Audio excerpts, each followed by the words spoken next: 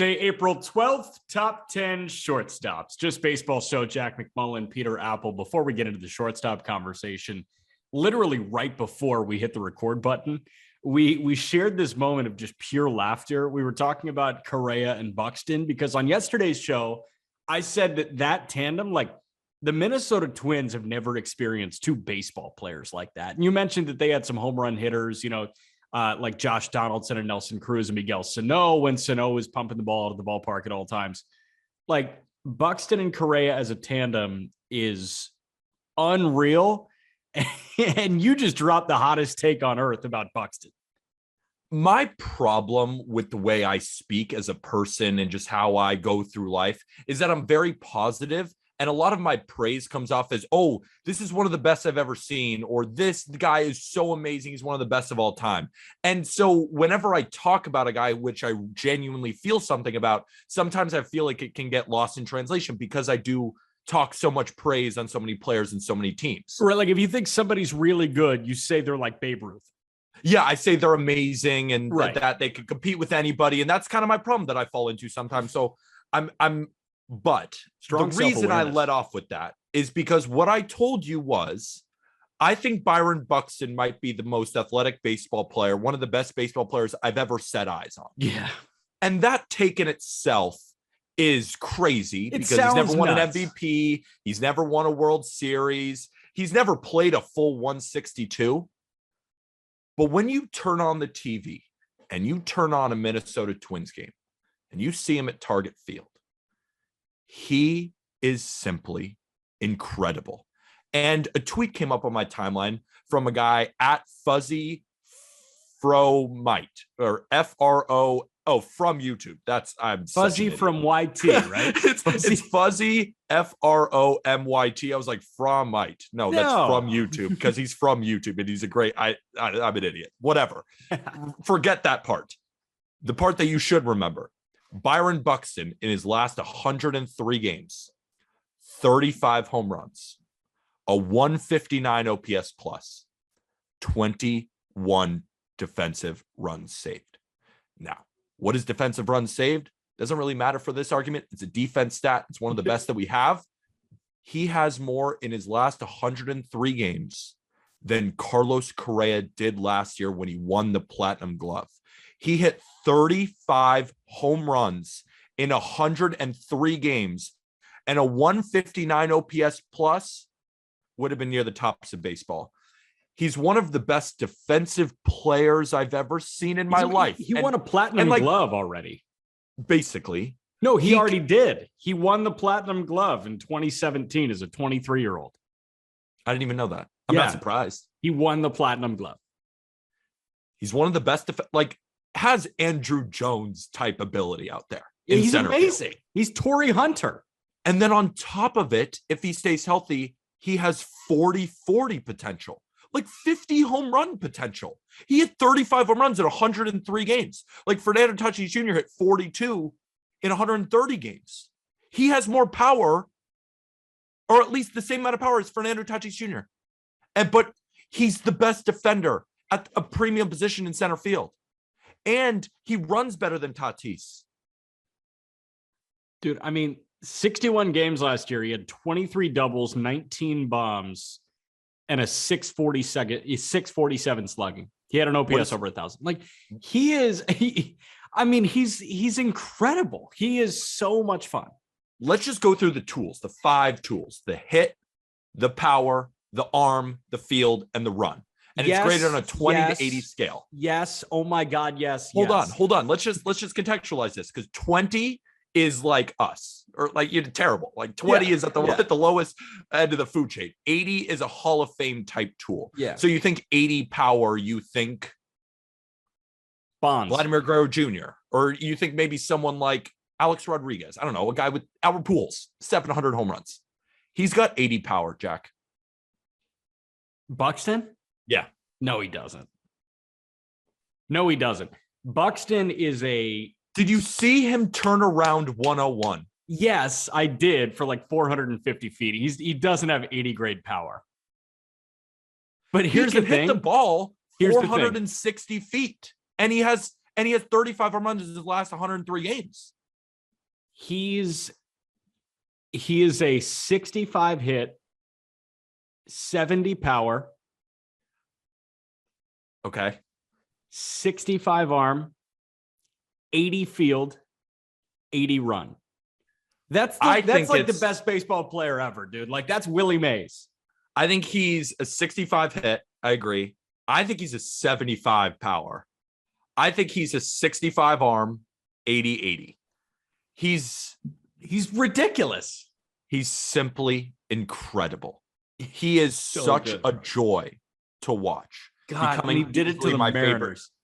He did it to the Mariners. Easily one of my favorite players to watch. All right. Oh my God. Like, we are watching one of the most talented players I've ever seen. I'm 24, granted, but I've ever seen. And I say that a lot, but I've ever seen. No, I'm actually with you there. Like, I'm fully with you. And the spring, do you know what he did in the spring? In 12 spring games, he led in hits and RBIs in all of spring training. I mean, 12 games. He was 15 for 32. That's a 470 batting average with a 1600 OPS. Like, he's just ready. If he's healthy, he's going to run away with the MVP award. Him or Acuna, who's better? Talented, just talent level. God, that's so Ron Acuna hard. Jr. is a better, like, he's proved it more. He's been healthy. Ron Acuna Jr. is a better player than Byron Buxton. But if we're talking talent, God, it's probably Buxton. That's so hard. That's crazy. Ron Acuna Jr. That's what we're talking about. That's what we're talking about.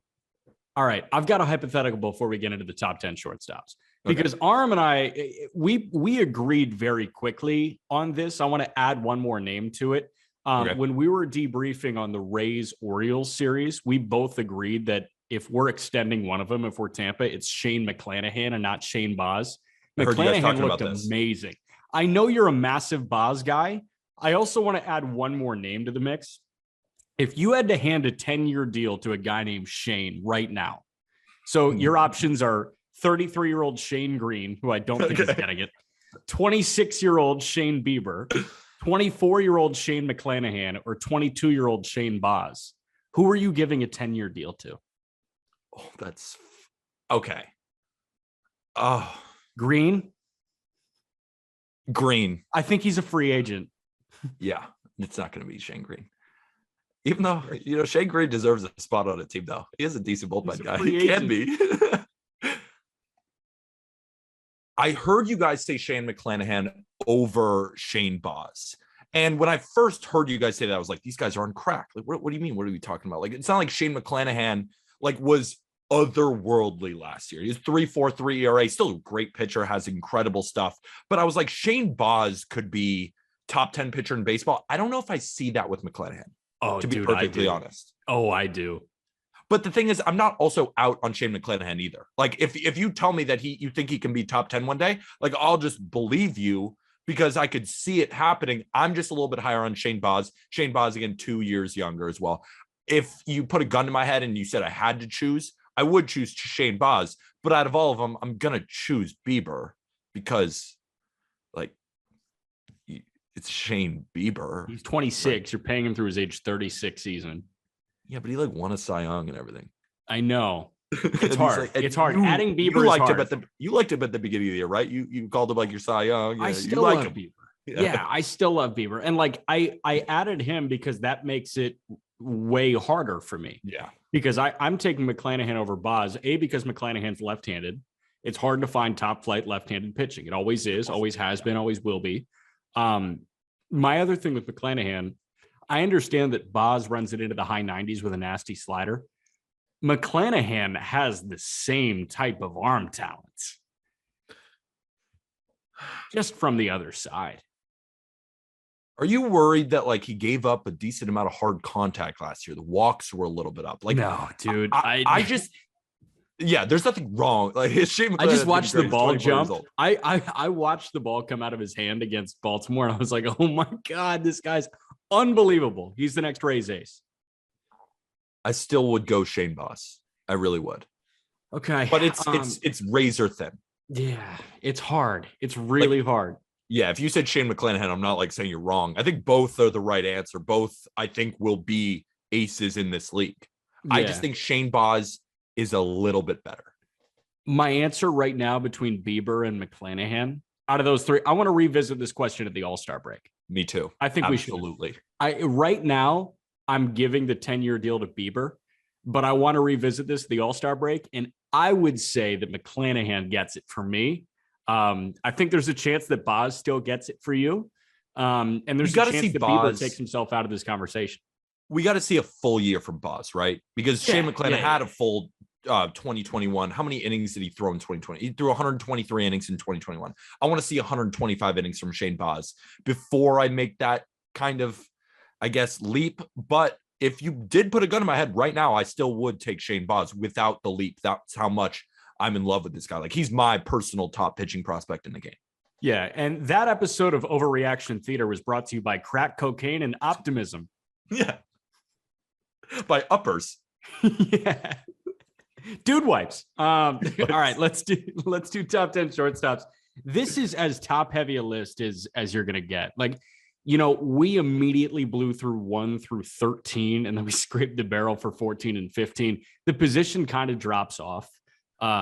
It's one of those where if you have a good shortstop, chances are you have an exceptional shortstop. And if you don't have a good one, you are immediately looking to upgrade. Immediately. And you look at some of the guys on the shortstop list and you're like, wow, the top 10, top 12, you can make an argument they're all top 50 players. And then the bottom 5, bottom 10 shortstops in the league, you're like, are these the collection of the worst players in baseball? Yeah. I mean, they're all good defenders, and that's the reason why they're there. But a lot of these shortstops are great defenders too. And the reason why they're at the top of this list is because they can hit. Like, we're dealing with some of the worst hitters in baseball at the shortstop position, some of them. But then you see some of the best all-around players in the game. So it's, again, sort of like third base, even though third base is deeper, but it's the same sort of polarization where there's such a staunch difference between the elite and the non-elite. But then in the elite category, it's super hard to rank because you can make an argument for any of these guys. Like, you'll see Wander Franco on our list of our top 10. We have him ranked at a certain area. You might think he should be way higher, but then again, like, what are you going to argue against some of the other guys on our list? So it's going to be interesting. And you might also think that he shouldn't be on the top 10. Like I did. I thought he was the first one out, and you said, no, dude. I mean, Wander Franco is a top 10 shortstop for 2022, and I ended up turning a corner and totally believing you. The top 3 on this list are consensus top 10 players in baseball. And 4, 5, and 6, you say, I want to do the top 10 players. That's a good. I'm going to go through the top 10 players, and you tell me our third best shortstops in the top 10, because I don't think you'll be able to. Okay. But maybe you will be, and we'll go through it. Yeah, we'll go through it. We'll do that at the very end. Yeah. Fair? Fair. Okay. We're ranking for 2022, which is kind of what I got hung up on, right? Like, we talk about reputation. We had Freddie Freeman over Vladdy Jr. And is that going to blow up in our face probably in a month? Absolutely. But you know what? Like, it's for 2022. We do place some stock in reputation. Now, that can work the other way. If you have a reputation of looking like you're on the downswing, a la our first guy out, you might get the bump for somebody that has so much optimism coming into 2022, a la number 10. So it's kind of a double-edged sword. But again, these are our top 10 shortstops for 2022. Notable omissions. Who are we missing? Notable omissions. Isaiah Kiner-Falefa in his 3.5 year, 3.5. I mean, I don't know what to tell you. He's a good defender, but he has 1 hit with the Yankees so far. The thing is, there's not that many notable omissions. Like, there was some guys you could possibly throw in there, but I just want to get straight to our honorable mentions, because our honorable mentions are freaking loaded. They're loaded. Also, there are some rookies, I guess, that will be notable omissions, because like CJ Abrams will be on this list soon, and like Bryson Stott's going to be on this list soon, and Bobby Witt Jr. is going to be on this list soon. We'll see if Bobby Witt's actually a shortstop. Exactly. That's actually a perfect segue into our first honorable mentions, because you're getting 6 for the price of 5. Our first honorable mention is the tandem of Adalberto Mondesi and Nicky Lopez. The reality is Nicky hit 300 and stole 22 bags last year. And Mondesi, if he's healthy for a full 162, will lead the league in stolen bases by a country mile. Those two are shortstop by by committee in Kansas City. It was really hard to separate those two.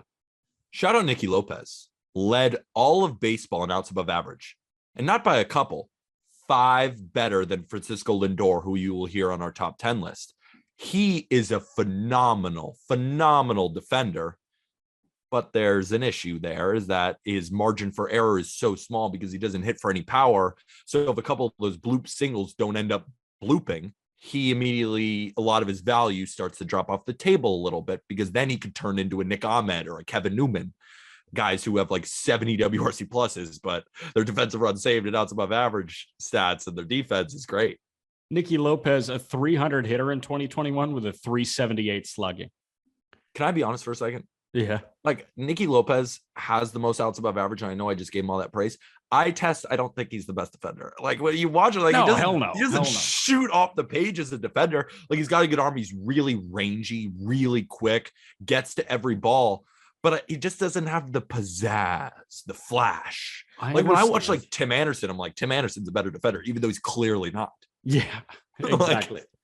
No, it's tough. Like, I don't think Nicky Lopez is the best shortstop defender in baseball, but you know what? If the metrics say he is, then I have to view him at least as above average to good.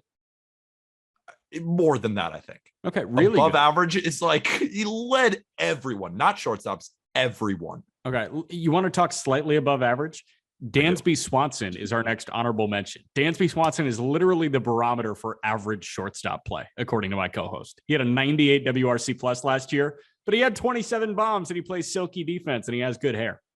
I would like the credit for starting the Dansby Swanson shortstop. I just gave you the credit. I know. No, but I'm talking now. I'm speaking to the listener, like, to the haters. Whenever you talk about the Dansby Swanson scale, mention my name, because I came up with that. You're better than Dansby Swanson. You're above average, and an above average shortstop is excellent. That's also, I'm not saying Dansby Swanson is an average player, because an average player is worse than Dansby Swanson. An average shortstop is a lot different of a conversation, because some of the best shortstops in baseball are some of the best players in baseball. And when you're compared to your position, I think he's exactly average. He's a beautifully decent hitter. He's a decent fielder, and he's got a little bit of pop. He's a good leader in the clubhouse. When you think shortstop, you think Dansby Swanson. Yeah, and he's engaged to Mallory Pugh on the U.S. women's national soccer team. So that is a power couple right there. Next honorable mention is J.P. Crawford. Literally half of his career WAR came last year. He's a 96 career WRC plus guy, but has a gold glove and is an above average shortstop. You kind of made fun of him there. He is young. That's the reason why he has his best season, and that's why a lot of his WAR came last year. Let's give him a little bit of he's credit. already played 4 years. Yeah, but he hasn't had a ton of playing time in those 4 years, and he's dealt with a couple injuries too. And like, he came over from Philly and he was a top prospect over there. He's got more talent than he showed in previous years. And I think that started to come out last year. And I do think that he'll be an average to an above average shortstop for the next 5 to 10 years in baseball. He's got a spot because the glove is just going to stick regardless. And he can swing the bat a little bit. He's a pretty good player. He played 160 games last year. Yeah.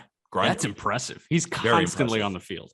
And just good defender, good all around. Like, he's not going to kill you. Just a decent, above average, good all around player to have. Also super sneaky that he had 37 doubles last year. I did not know that. Comes out of nowhere. 37 doubles, huh? That's a lot. That's a lot of doubles. No triples. He kind of flies. No triples. He had more doubles than Xander Bogaerts did last year. Yeah. That's a lot. That's like top 20 in baseball. That's something I just learned this second. Mm-hmm. Next honorable mention is Willy Adames. He was supposed to break out in like 2018, 2019. He had to wait until 2021, but he did so. Problem is, if the ceiling for him is a 260 clip and an 820 OPS, which is serviceable defense, that's outside the top 10. Yeah, it's outside the top 10. He has had a really good start to this season. I'm just pulling up his splits right now because I want to get it. I want to just get it accurate, because he really took a step forward with the Brewers. Like, it was absolutely clear. He couldn't hit the drop. In the post All-Star with the Brewers, he was an 870 OPS versus like a 625 OPS with the Rays. Yeah. I think his OPS is closer to like 850 with serviceable defense. And that's why I think he's going to be knocking on the door of top 10. Like, for example, if this was really any other position and Willy Adames was doing what he did, he probably would be top 10, because this is also not a guy who I think is now going to level off, that he just had a really good half. But no, I think he really just this is the type of player he is. He needed to get out of Tropicana, and now he's in Milwaukee where it's really easy to hit, and he's definitely hitting.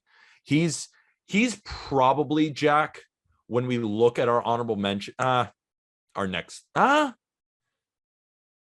like Willy Adames over our next guy. I don't. And the haters are going to hate us for this. Just real quick on Willy Adames, career 616 OPS at the Trop. That's a 59 OPS plus. Career at American Family Field so far in Milwaukee, an 802 OPS. That's a 106 OPS plus. He hated Tropicana Field. Really didn't like Tropicana Field. Not a fan. All right. Last honorable mention is our first guy out. I understand that you might like Willy Adames more, but this was hard. We initially had him slotted at 10. We had to boot him for Wander Franco. Javier Baez is our first one out. It's really hard. He can be as electrifying as anyone went on, but he's more frustrating than anyone when he's off. An 813 OPS and a league leading 184 punch-outs last year just prohibits him from landing on what's probably our most stacked top 10. You're a bigger fan of him than I am.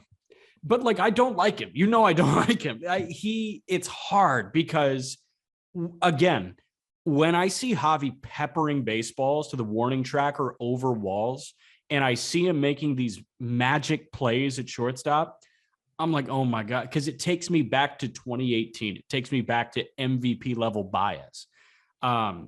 But you just can't ignore the 36% strikeout rate. You can't ignore the fact all the time. He led the position in strikeout rate. He led baseball in strikeouts. He led the NL in strikeouts last year. I don't want that on my team. I don't want a 4% walk rate. Yeah. And the power, I mean, we've seen it in Comerica already.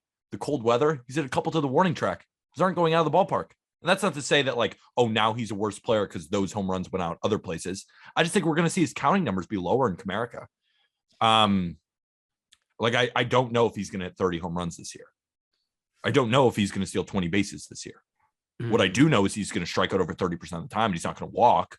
And the flashy defense is there, but he doesn't rate as this incredible defender. He's had incredible defensive seasons, and I'm not going to take that away from him. 2019, I think, in terms of defensive runs saved, he had 100. It was amazing. But currently, the eye test would tell you that he's an amazing defender because he really does make some incredibly flashy plays. El Mago. He makes it look so easy, but he doesn't rate as an incredible defender. I think he's a good defender who's I'd rather have Willy Adames. I think I'd rather have Baez. For the money, I'd rather have Adames. For the age, you'd probably rather have Adames too. I think I'd rather have Baez. Okay, into the top 10. Again, this was really tough, but the consensus top prospect in all of baseball last year came up in a massive way for Tampa Bay, and Wander Franco is the 10th best shortstop in baseball. In 70 games, Wander hit 288 with 18 doubles, a 12% K rate, which is a lot better than 30%, and was a 2.5 WAR player. That's good to get you a third place finish in AL Rookie of the Year voting with 70 games. That's not a lot. 2021 was the first time in Wander's professional career that he struck out more than he walked. Wander turned 21 years old on March 1st. He's an incredibly young 21. What this guy's going to accomplish with the bat to ball ability, the zone discipline, and the defensive silkiness with the arm that he has may be unmatched over the next dozen years in Major League Baseball. And it starts right now. It starts right now. And we've done this exercise for Wander before on previous episodes, but maybe if the listener hasn't heard our breakdown about Wander Franco yet. So let me just go month by month and tell you how Wander Franco did in the big leagues as a 20-year-old. As a 20-year-old. He was born in 2001, for example. March of 2001. March of 2001. 629 OPS in June and 36 plate appearances. You know, he walked almost as much as he struck out, 5 walks to 6 strikeouts and stole 2 bags. So he showed some potential, but it wasn't truly there yet. July happens. Starts striking out a little bit more, starts chasing some pitches, just wants to get in the zone. We saw him hit a couple of home runs, 723 OPS. So it's starting to get a little bit better. August, hits 313 with an 867 OPS, walks more than he strikes out, and hits 3 home runs in 99 at-bats. Okay. Move forward to September. He hits 340 with a 600 slugging, 1,000 OPS. He struck out twice in the month, walked 5 times, had a bomb. He just got better and better and better. And we project him as a guy who could win a batting title, a guy who could hit 25 plus home runs, a guy who could steal possibly 15 to 20 bases. But the thing is why Wander is so great is because he's already an elite defender. Like, came into the league a great defender. Didn't rate immediately as elite when he came in, but you watch him and you know it's elite. He's got an arm, dude. He's got an arm. He's got range, and you can tell he's cerebral up here in his head. The guy's going to win a batting title. He's got power potential, and he's still just 21 years old. Like, I feel like sometimes we don't grasp the age here. Like, but by the time he's even Juan Soto's age at 23, what is he going to look like? He's going to look like the second best shortstop in baseball behind Fernando Tatis Jr. That's where I think he'll end up soon. And if Fernando Tatis Jr. keeps riding motorcycles, he might be number 1. That's the talent level of Wander Franco. Like, Wander Franco versus Bobby Witt Jr., for example, like, give me Wander Franco. And we're calling Bobby Witt Jr. like a generational type all-star. Like, that's how good Wander Franco is. He's better than Bobby Witt Jr., I think. I think he could be better than Julio Rodriguez. Like, I think he could be like the best prospect in the last 4 years since Juan Soto. Oh, easy. But that's a hot take. That's like not something that's just like, you're saying easy, not easy. These Bobby Witt Jr.'s, these Julio Rodriguez are pretty damn good. Like, Bobby Witt's, I think, prospects. older. Isn't Bobby Witt Jr. older than Wander Franco? No. I don't think so, because Bobby Witt was a high school guy. I know. I know Adley's old ass is older than Wander Franco. Okay. Bobby Witt Jr. was born June 14th, 2000. Oh, yep. Wander born March of 2001. Exactly. All right. Put that into perspective for a second. He's younger than Bobby Witt Jr. is, and Bobby Witt Jr. is 21 years old. I think my favorite thing about Wander is he's not polarizing. His game is not polarizing. It's not the new school of baseball. You're not going to have the 60-year-old white man watching this game saying, where's my old baseball where everybody tried to put the ball in play? Like, Wander Franco has a 12% K rate. He doesn't go down. He makes adjustments at the plate. He's the best bat to ball player in baseball. That's good. I mean, Nick Madrigal, like David Fletcher, okay. Don't put them. Tim Anderson is way better than either of those guys that you named. Tim Anderson strikes out 20% of the time. The two best bat to ball superstars that we're going to have are Mookie Betts and Wander Franco. Okay, I don't hate that even a little bit. That's where we're at. Like, I don't think anybody that watches baseball can hate the game that Wander Franco plays. He had his first beer a month ago. That's what we're dealing with. He might not be a beer guy. He might be like a vodka water guy. Our number 9 guy has been drinking beers now for a while, considering that he's 35 years old. He looks like it too. He does look like it too, but he also does look like a freaking ball player out there. That's why I love Brandon Crawford. So that's it. Number 9, Brandon Crawford of the San Francisco Giants. He checks in after having one of the best defensive and offensive seasons at a loaded position in 2021. Crawford has always had an elite glove. We know that. He's won 4 Gold Gloves. He's finished 7th at the position in defensive runs saved last year, and he finished 8th in outs above average out of everyone. And we knew about the glove. But did we know that he could hit 24 bombs and finish 4th place in MVP just kind of in his back pocket? At 35, Brandon Crawford is a new hitter. He showed the offensive potential in 2020 by putting up a 111 WRC plus, but in 2021, he put up a 139 WRC plus, which was 3rd best at a crazy loaded position. His walk rate and chase rate was the lowest since 2015, and he had the lowest strikeout rate since 2016. Crawford has re-engineered the bat. The glove is already elite. He's top 10 for sure. NL MVP voting last year: Bryce Harper, Juan Soto, Fernando Tatis, Brandon Crawford. He finished ahead of Trey Turner. He finished ahead of Paul Goldschmidt, ahead of Austin Riley, Tyler O'Neill, Freddie Freeman, Max Muncy, Brian Reynolds. Finished ahead of all these guys. Brandon Crawford hit 300 with 25 bombs. The only thing is I did just talk up the 4th place MVP. Shouldn't have been fourth place MVP. No, hell no. He should have been like seventh. Should have been seventh, but still, like, he was that good last year. And the reason why I brought up 2020 was because this offensive season did not just straight come out of nowhere. Like, he's always been below average. Like, a 111 WRC plus is 11% better than major league average. And then he did a 139 WRC plus. I think he's going to be right in the middle of that this year. I think a 115 to 120 WRC plus with one of the best gloves in the game, leader in the clubhouse. Like, how badly would you love Brandon Crawford to just be your shortstop for 2022 on your team? Like, just everything he brings to the table is just, you want it in your locker room. You'd have a slower heart rate than anybody else in Major League Baseball. There's nothing to worry about when Brandon Crawford's your shortstop. That's such a good point, because we talk about guys, like some guys are really good at some things and they have a hole there. Like we talked about Rafael Devers and like the defense. Yeah. And like, we'll even talk about Tatis later. And there are some problems with his defense too. You got to worry about motorcycles. Yeah. You got to worry about motorcycles. What are you worrying about with Brandon Crawford? Nothing. Absolutely nothing. And we love that shit. We love that more than a lot of people do, because we rank floor a little bit higher. And in our opinion, we know Crawford's going to be good. Like, we can mail it in, put it in. We know it. And what some of the other guys, and we give that more love than, for example, rank Nolan Arenado number 3. Like, we know that Arenado is going to give us 115 to 120 WRC plus with some of the best defense. Like, that's, I want that. Like, I want to be okay and then gamble other places. Like, give me that. You need a fair balance of low risk, high reward, and a high risk, higher reward. Exactly. And Brandon Crawford is low risk, high reward. High reward looks like 300 to 25 bombs that he did last year. What does a bad Brandon Crawford in 2022 look like if he plays the entire year?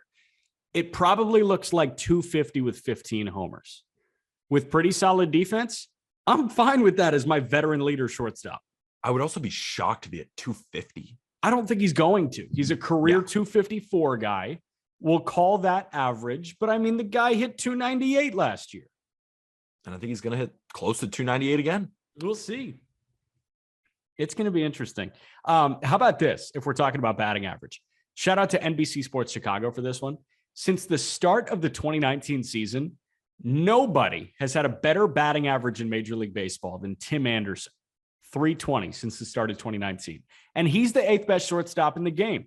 It was a slow start to Tim's career. 2016, as a 23-year-old rookie, he looked promising.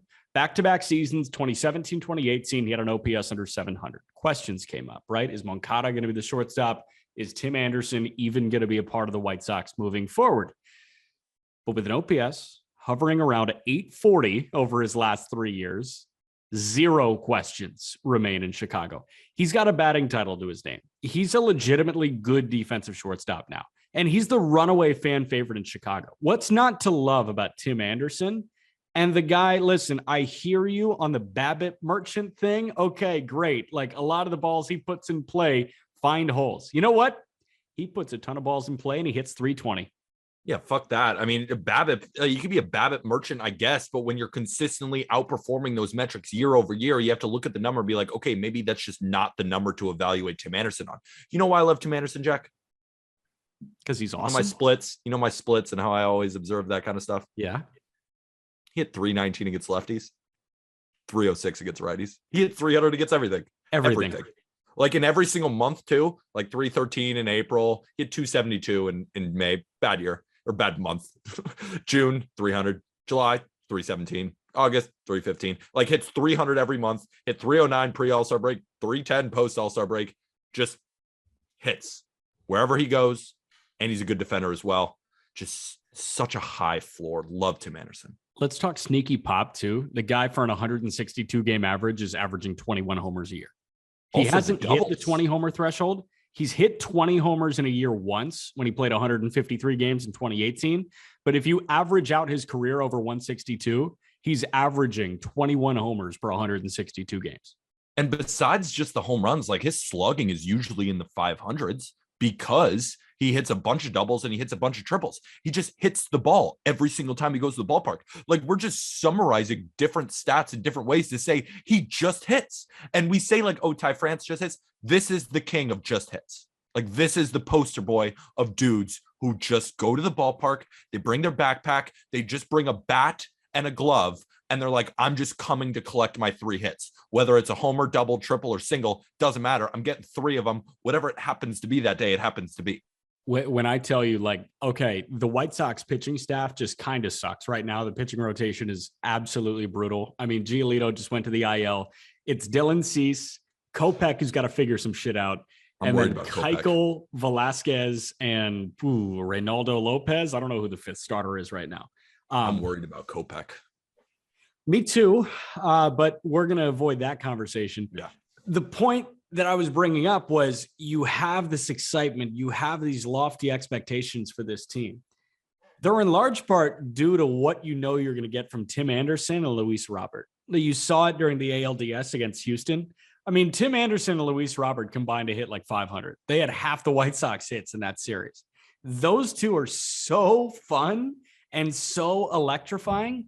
I can just ride that high that I get from them all the way through this year. So we saw a great weekend from the Rangers, right? And we're going to talk about, another Ranger later. But I want to ask you this now. Do you think Tim Anderson and Luis Robert as a 1-2? Robert. I know. Robert. Luis Robert and Tim Anderson. Luis Robert and Tim Anderson. Or Corey Seager and Marcus Semien at the top of your lineup? Well, I'm loaded with bias. So Tim Anderson and Luis Robert. I'm not loaded with bias. And it's so close. It's hard. If Luis Robert stays healthy, it's that. If not, it's the other one. Yeah. That's how close it is. Fair. So let's talk about number 7. Francisco Lindor normally checks in near the top of the shortstop list, but a down 2021 drops him to a respectable 7th. And while he did have a down year on offense, the glove was platinum level once again. He didn't win a Gold Glove, but he finished 2nd in all of baseball in outs above average. The bat was the problem in the early goings, especially in April and May. But he had a 124 WRC plus from June 1st on. So I kind of want to throw away those first 2 months in a new environment in New York, living up to a $341 million contract. But Jack, I do think at some point someone needs to say it. He's not an elite hitter. He has a 117 WRC plus and an 821 OPS for his career.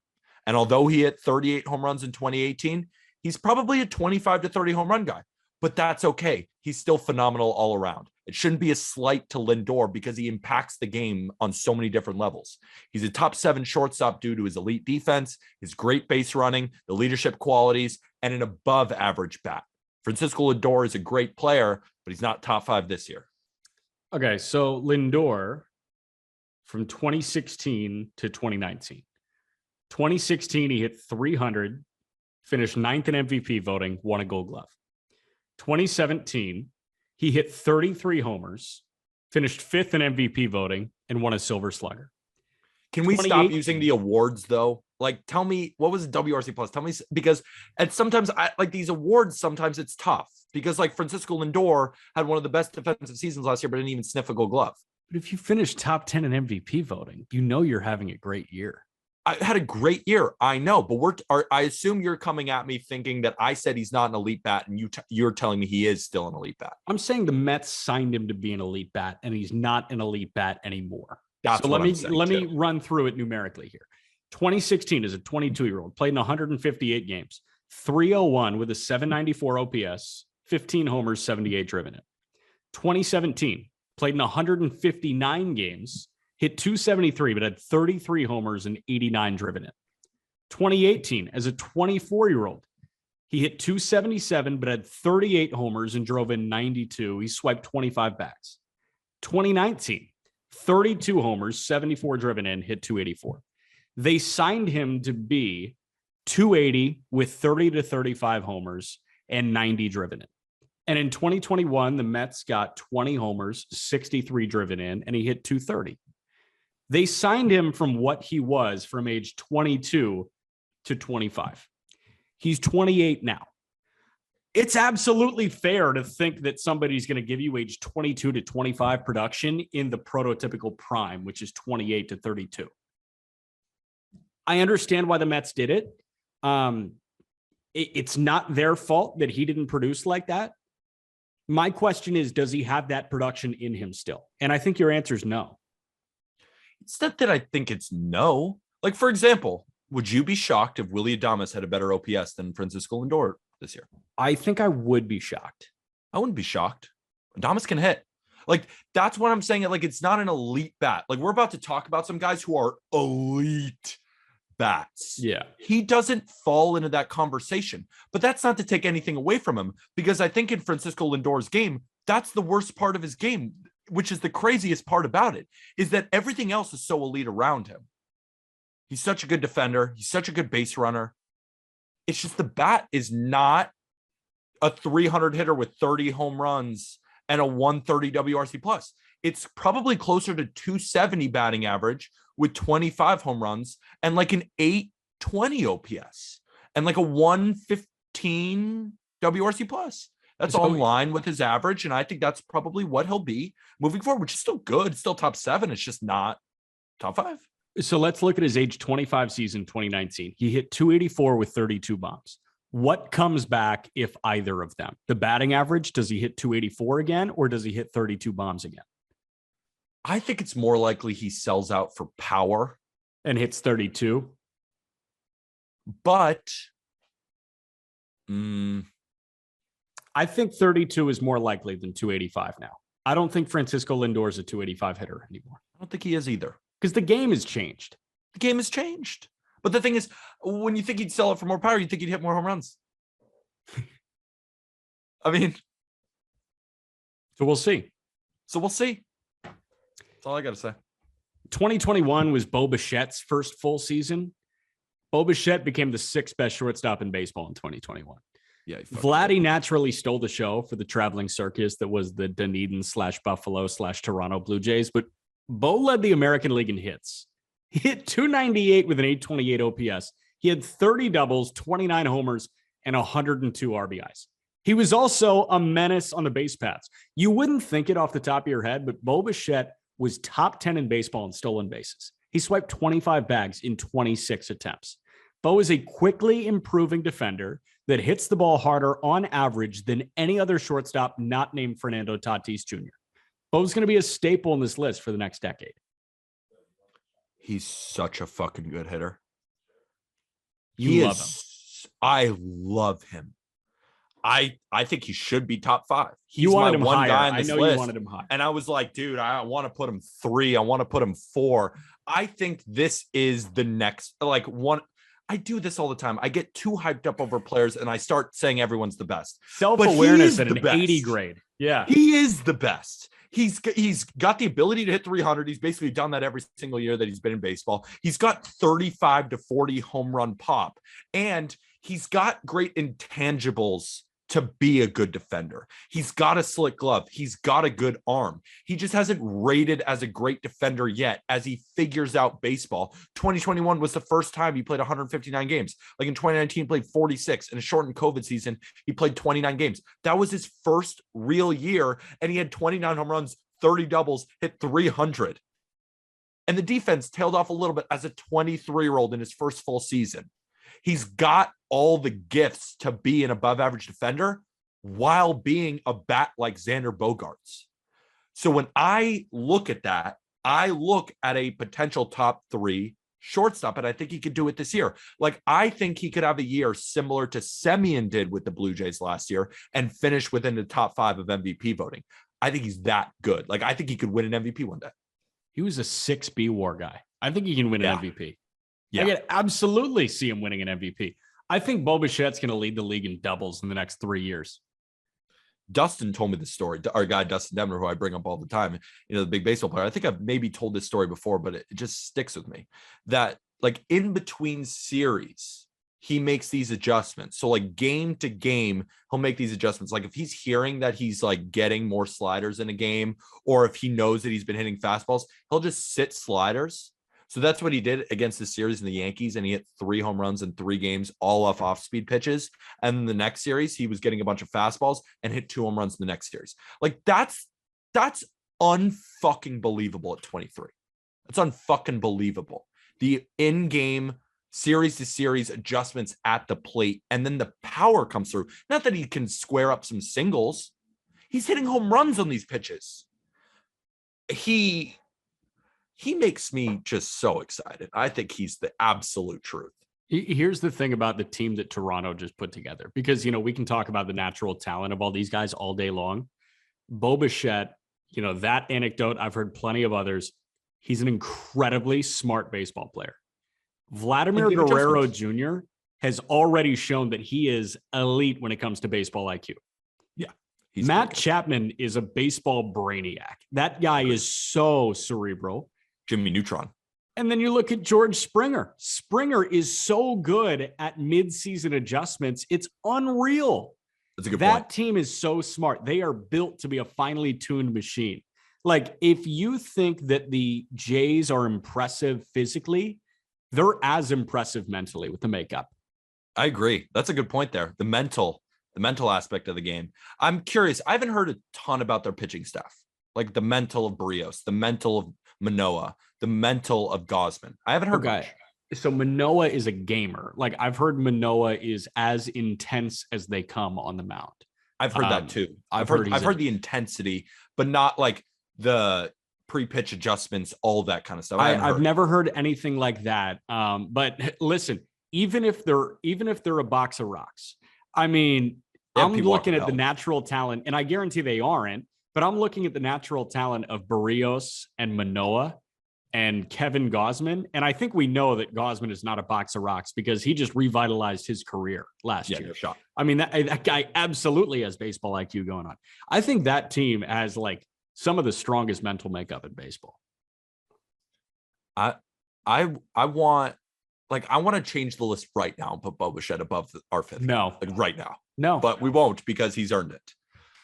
We won't because he's earned it because he freaking rakes. Xander Bogaerts checks in at number 5. And since he entered the league as a 20-year-old in 2015, he's punished pretty much every single baseball that's entered his strike zone. But he doesn't strike out. He takes his walks. Since 2019, he's hitting over 300 with a 135 WRC plus. That's tied for second at the position in both of those stats. For my money, he's the second best bat at the position. But the defense is ultimately what's going to keep him from being any higher. He rated as the second worst defender at the position last year, rivaling Gleyber Torres and Didi Gregorius for the top spot. His lack of range is the most concerning part of the defense because he still has a good arm, but he's probably going to be a better fit for third base as he ages. But he's still just 29 years old. And another reason I love Bogaerts is he's so durable. He's only missed more than 20 games once in a season, and that was back in 2018. The bat is incredible. The defense, but the bat is just too good to rank any lower. I'm a massive Xander Bogaerts guy. I've been a massive Xander Bogaerts guy like since 2013 when he was a 20-year-old and they won the World Series, and watching a 20-year-old rookie work a full count in pretty much every plate appearance that he had in the postseason. It's hard not to love Xander Bogaerts. He's a 290 hitter. And I mean, he's averaging 40 doubles a year. I'm in. I'm so in. And this is how we rank, right? Because Xander Bogaerts versus Bo Bichette. Like, I personally think, like, if we were strictly basing this list off 2022, because obviously we're putting a lot of weight into 2019, 2021 with the highest weights, but like, you need the reputation there so we can feel good about predicting you for 2022. That's also a part of it. But for example, like, I think Bichette will eventually have a better bat than Bogaerts and a better defender. And I think that could happen this year. But Bogaerts has, like, you look at Bogaerts, 2017, 2018, 2019, 2020, those are like all of some of the best offensive seasons of the year. Like, and he does it every single year. So you give it to him because what Bo Bichette did is like a regular type offensive season for Bogaerts. It's close. He's 29 years old and he's got 4 silver sluggers. It just shows you track record. Sluggers. Yeah, but that just shows you track record. That shows you that he was, as voted on by other people, he was the best offensive shortstop in the American League 4 times in the last 8 years. And he's 29. So he's in the midst of, again, that prototypical prime, 28 to 32. I said he has the second best bat at the position. What would you say there? Second best bat, with Tatis being the best bat? Yes. It's hard because I think number 2, and I won't spoil it, I think number 2 is probably the second best bat. That's what I was thinking too. And we'll put this conversation back again when we talk about the second guy. Yeah. Corey Seager's number 4 is the 27-year-old worth $325 million. If you average out his career numbers over 162, he'd be hitting 298 with an 871 OPS, hitting 26 homers, driving in 93 runs, peppering 42 doubles, and striking out 18% of the time. The answer is yes, if you average out 162. But the problem here is durability. He played 157 games in 2016, 145 in 2017. Since then, the only time he's played over 100 games was 2019 when he played 134. He's solid defensively, and when healthy, is one of the better offensive shortstops in the game. He's gone to 2 All-Star games and has 21 career WAR before turning 28. He's just not top 3 caliber because he can't stay on the field. That's the only thing that you can get at him, though. Because in the playoffs, only thing. He rakes.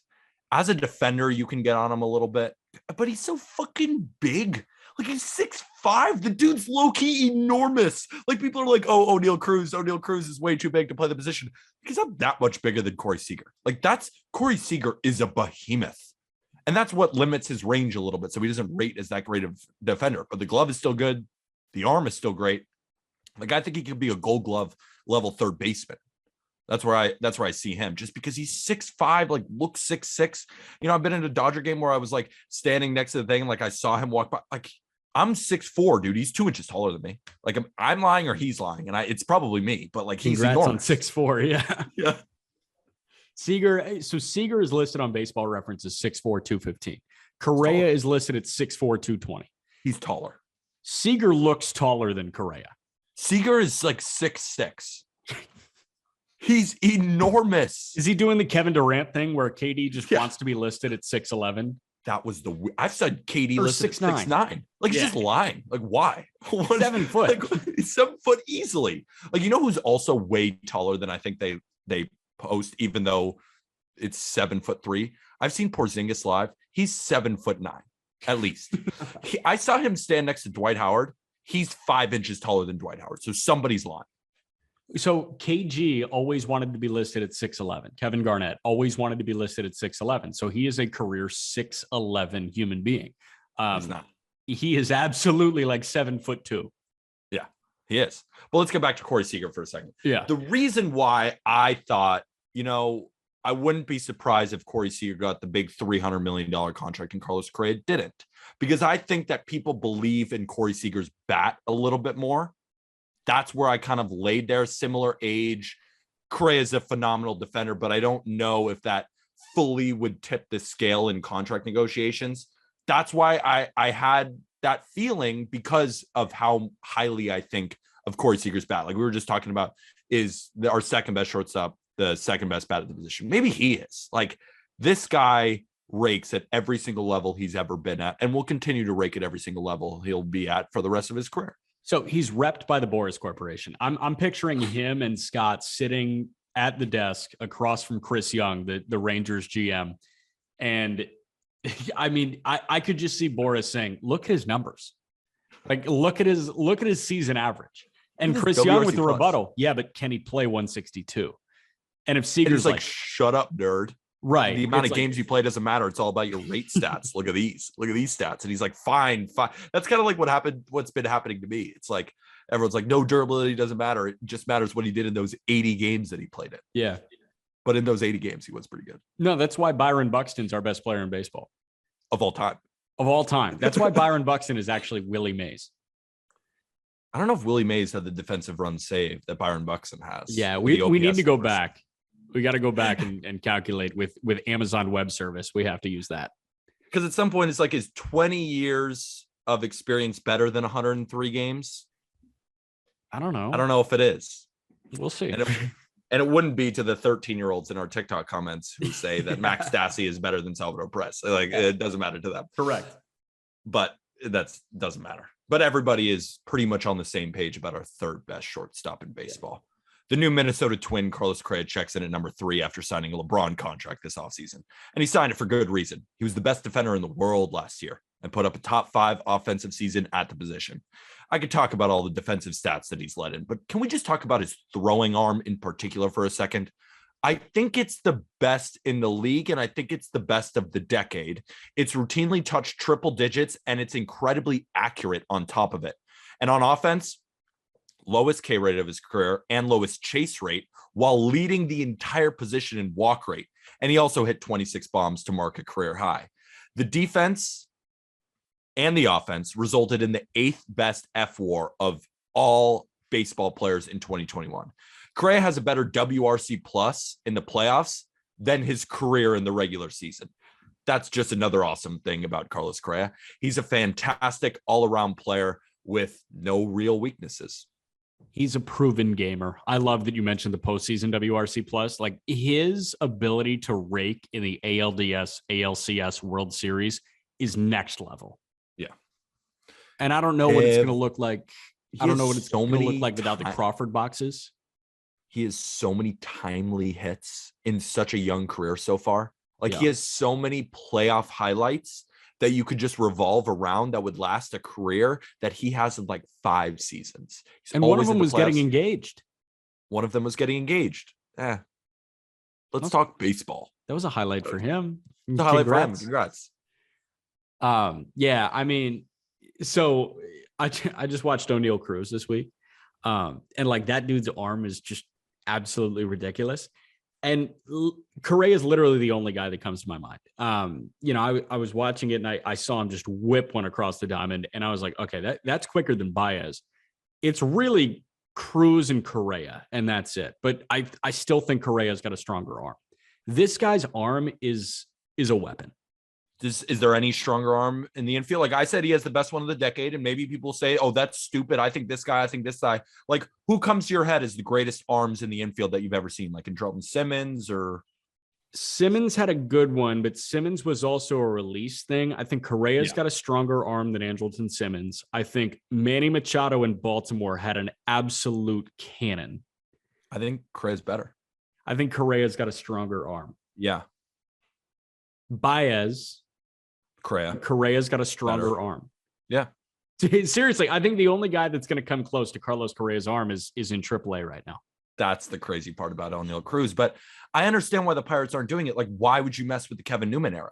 Like, we're still way within it. Like, no, hey, on Sunday, I watched O'Neal Cruz play left field. It makes sense. Like, why would you get in the way of Kevin Newman? Yeah, I'm being so sarcastic because that's the fucking stupidest shit I've ever heard. What the fuck are you doing, Pirates? What are we waiting for? It's Kevin Newman. I abstain. All right, fucking abstain if you need to, but I think it's ridiculous. Man, all right. Second best shortstop in baseball is Trey Turner. Easy as that. 2 shortstops in Major League Baseball had an OPS over 900 last year. Fernando Tatis Jr. and Trey Turner. Turner won the overall batting title in a league with objectively better pitching in the National League. His 328 clip was 9 points better than Yuli Gurriel, 15 points better than Juan Soto. Last year, he led the NL in batting average, hits, and total bases. And oh, by the way, he swept 32 bags.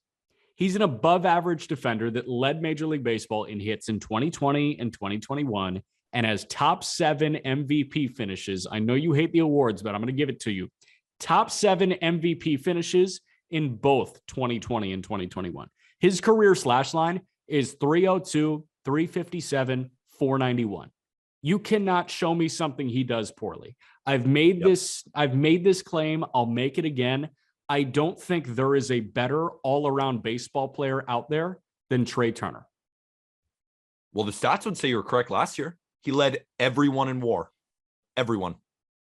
Number 1 in F4. I don't know about B WAR, but number 1 in F4. Okay, so he is a great hitter.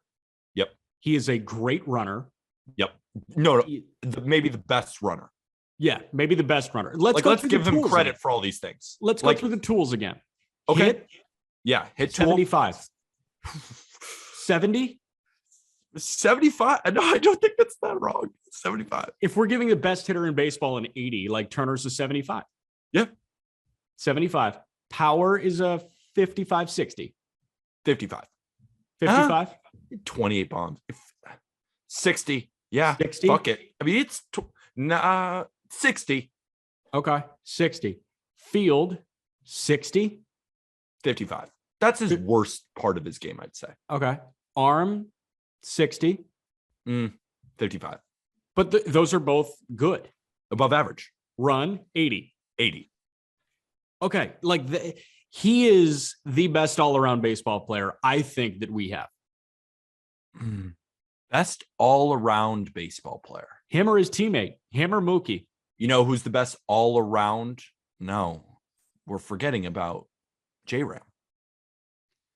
I think Trey Turner is more multifaceted than J-Ram. J-Ram's a better defender. He has more power. He almost stole as many bases. It's fucking yeah, but J-Ram also hit 266 while Trey Turner hit 330. Yeah. Is he more Mike Trout? Now that Juan Soto has really played a good right field, it could be him. Could be him. Could be him. But like Trey Turner's in that conversation, like that's how good he is. I think that's what we're getting to. And I really like when you say these things. It's like when we talk about well-rounded players, because those are my favorite type of players. The guys with zero holes. Trey Turner has 0 holes. The only thing you could sort of poke, I guess, is the defense, because I do think he's a better second baseman. But he's still a good shortstop at the most premium position. Shortstop. So it's like, I'm not going to knock him. I just think he could win Gold Gloves at second, but he could also be above average at a more premium position anyway. So it's like, all right, whatever. You look at defensive run saves, you look at outs above average. Like Trey Turner is an above average defensive shortstop. He isn't above average defensive shortstop. But the number one shortstop in baseball is built a little bit different. And that's Fernando Tatis Jr. He's the best in the world at 23. He will be out 3 months with a fractured wrist, which could make us drop him in these rankings. But he's done enough in our mind to still deserve the number one spot. He's the best bat at the position, no question about it. One of the best bats in baseball, period. He led the position in home runs, WRC plus, and OPS. Finished second in WAR, still 25 bases in 130 games. His 162 game average looks like this, Jack. 292 average, 48 home runs, 31 stolen bases. That's A-Rod level, and he's just getting started. Let's talk defense, because he struggled last year with some of the throwing errors. He was dealing with a shoulder injury, and some of those errors can really be blamed on Eric Hosmer if you turn on the TV. While the defense hasn't been great so far, it will improve, and he will be a good defender one day, because he's one of the greatest athletes we've ever seen. And like I said, I think it's going to improve in no time. He's the best shortstop in baseball. He's a top player in the game, and he's a future Hall of Famer if he could just stay the fuck away from motorcycles. Our generation thinks of A-Rod in a different way. They think of A-Rod as the Yankee A-Rod, the one where he hits, 50 bombs in a year and like is just power. That's what he is. But Tatis is Seattle and Texas Alex Rodriguez. And Seattle and Texas Alex Rodriguez was better than Yankee Alex Rodriguez. Oh, way better. Way more better. All around, like not the third baseman who was like kind of fat, weirdly, like looked a little fat. Like there's not an ounce of fat on Tatis. This is prime, ready. Fernando Tatis Jr. Stay away from the fucking motorcycles. Stay away. Age 22 season for Alex Rodriguez in Seattle. Played in 161 games, hit 310 with a 560 slugging, 42 bombs, 124 driven in, 46 stolen bases. That's probably the best year for Alex Rodriguez in Seattle and Texas. That's the best year I've ever rattled off, I think. Did you just say he stole 46 bases? He stole 46 bases. What the fuck? 310. Guess what his OPS was in 1998? He hit 310 with 42 bombs and 35 doubles. I'm going to guess 1150. 919. Nobody walked back then. Yeah, I was like, not even close. Nobody got on base back then. The way they got on was by getting hits, which is the baseball that I like because I'm a dinosaur. That's when they were judging about how good of a player is. Like, if you have enough confidence, is your girlfriend hot? Which I still think makes sense in this game. You got an ugly girlfriend, you got no confidence. I love that line from Moneyball. I still think about that. And like, I would love if that's actually being talked about in like MLB front offices. Oh my God. Yeah. Going into that kind of stuff, be like, are we sure that the power is going to like translate? Because I haven't seen him with a girl in 2 years. Like, do you think he has well, then you could say he's stored all of his testosterone. Maybe that's a better reason for it to more power. Right. Is Dansby Swanson going to turn it around because he's engaged to Mallory Pugh? Like, maybe he feels bad because he's the second fiddle in the relationship. Or it's kind of like my girlfriend's already killing it.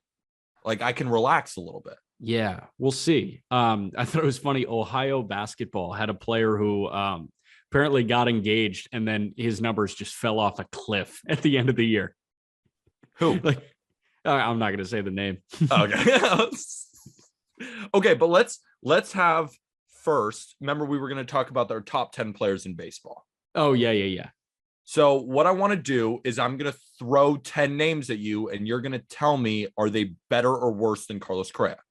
Yeah, because Correa's 3. Okay. Yeah, Correa is the third best player. Let's knock out 2 of them. Tatis and Trey Turner. Yes. Okay. They're better than him already. Yeah. Is Shohei Ohtani better than him? Yes. Is Mike Trout better than him? Yes. Is Aaron Judge better than him? Stop. Let's knock out Soto, Vladdy, Acuna. Are you going to knock out Harper?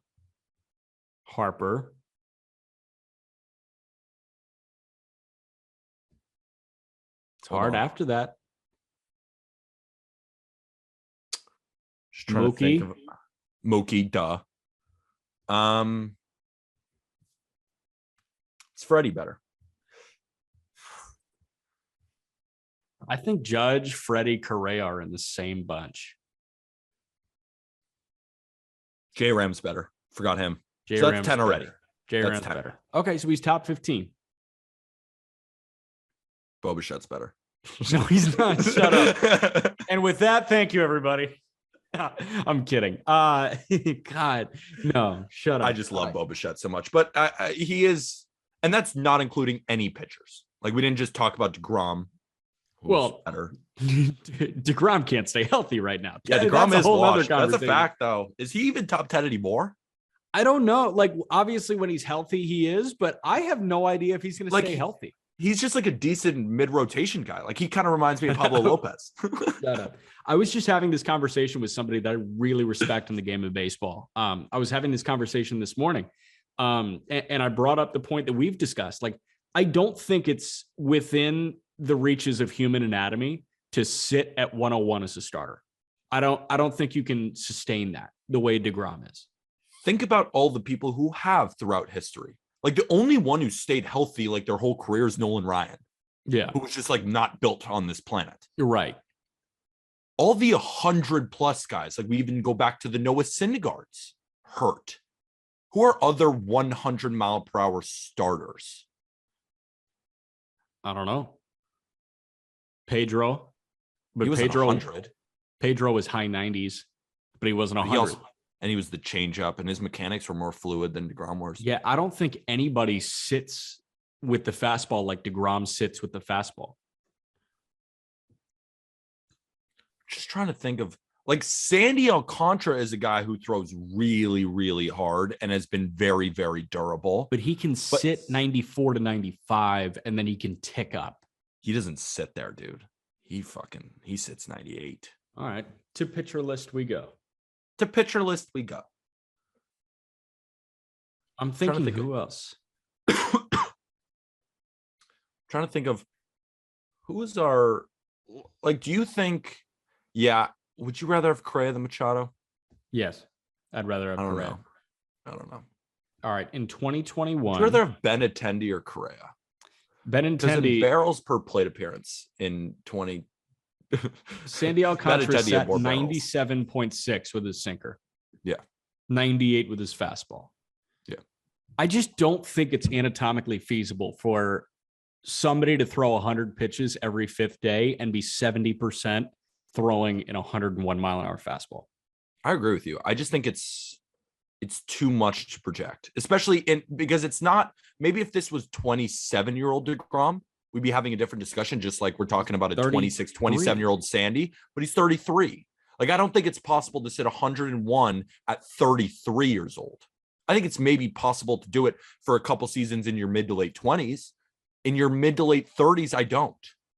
What if Not late Bueller 30s, ticks up? mid-30s. What if Bueller sits 97 with his fastball this year? Is it game over? You tell me. I think he's the greatest baseball player ever. We're so obsessed with him. I fucking You love and I Walker both. Bueller. Love Walker Bueller. All right, you and Aram have outfielders tomorrow. Is that right? Top 10 outfielders. And we're doing some fantasy baseball stuff for all of our fantasy baseball people on Not Gambling Advice. We just did an episode today. Talked about some streamers in terms of the pitching side that you got to pick up, as well as our best waiver wire grabs for this week. So you're a fantasy baseball fan. Every Monday, we will be doing best pitchers to stream and a couple waiver wire pickups to help you win your league. Was Nico Horner one of them? I'm playing fantasy baseball for the first time. Nico Horner had a nice home run for me. Nico Horner was not one of them, but if you need a catcher, take a look at Alejandro Kirk. Huh. Who were the other streamers? Do they have to go listen to the pod? They got to go listen to the pod. Of course, I can't just get them out all here. Yeah, that's fair. That's fair. I've got some crap ones because we're in a 16-team lead. Also, go get your merch. Just Baseball shirt. Peter Apple's wearing it. I just had my Just Baseball hoodie on the other day. So there we go. I had my Just Baseball hat when I went into Whole Foods today. Fire. Nobody commented on it. Why? Do you know who I am? Why? Are you kidding me? No one came up to the supermarket and was like, hey, look at your hat. Nobody. Also, join our chalkboard. It's our new group chat. Think of it as Discord, except sports and betting related. We're dropping the picks in there every morning. We just talk baseball all day long in that baseball group chat. You can find the link to the chalkboard app. It's in the episode description. Make sure you're joining our baseball group chat, people. Follow us on TikTok, Instagram at Just Baseball Fans, on Twitter at Just BB Media. I'm on Twitter. Jack's on Twitter. That's in the episode link description as well. Top 10 shortstops. Also, to wrap it up, we didn't fully end the second best bat at the position conversation. Oh, yeah. We've gone through everybody. Turner, Seager, Bogarts are the options. I would say Correa is not the best bat. No. Tatis is the best bat. Yeah. All right. Turner, Seager, Bogarts. Turner is the second best bat. Consistency wise, you'd say Bogarts, though. If we're talking like from how many years they've done this year over year, like Bogarts has better stats than he does. Yeah, but Trey Turner just won a batting title. Yeah. But like Bogarts also can hit 300. Like, yeah, but and Turner Bogarts hit has more 330. power. There's a big difference between 300 and 330. There is a big difference, but Trey Turner, I don't think he's ever hit 330 before this year, right? Trey Turner. I'll tell you right now. Let's compare the career numbers. Fair? Fair. Trey Turner, over an 162 game average, 302 batting average, 848 OPS, 24 bombs, 36 doubles. Okay. 36 doubles, 24 bombs, 302, 848. Okay. Xander Bogaerts, 162 game average, 39 doubles, 20 homers, 290, 812 OPS. Trey Turner's a better bat. Turner's a better bat. Didn't realize the home run totals was that low. That was more closer to 25. No, he's just a doubles guy. I mean, he peppers the monster. Absolutely. Turner's the better bat. I hope people aren't in the comments on TikTok being like, he's a second best bat, because on the podcast I now I'm admitting he's not the second best bat. Yeah, that's why they have to listen to the podcast. Boom. That's why you got to listen to the podcast. So with that, thank you, everybody.